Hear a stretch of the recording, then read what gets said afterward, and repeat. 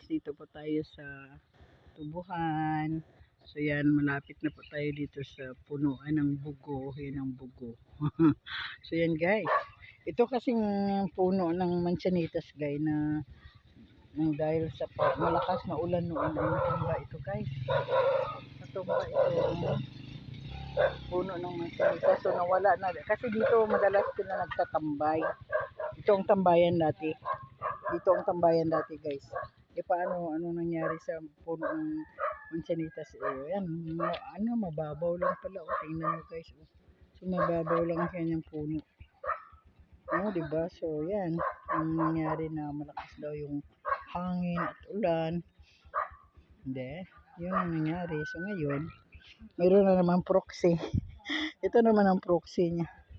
So, diba? Meron siyang proxy eh.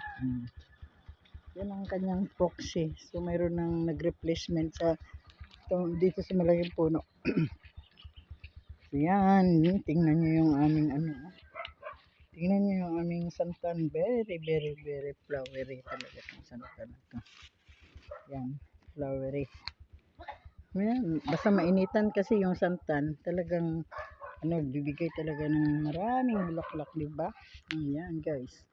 O diba? Yan. Ay. Yung nanay kasi namin na pa. Ayan. Wala lang pa naman si nanay namin na maglinis-linis dito. Kasi So yan. Ganda Diba guys, maganda yung bulaklak niya. Santan flowers. Please like, comments down below. Salamat sa inyong lahat.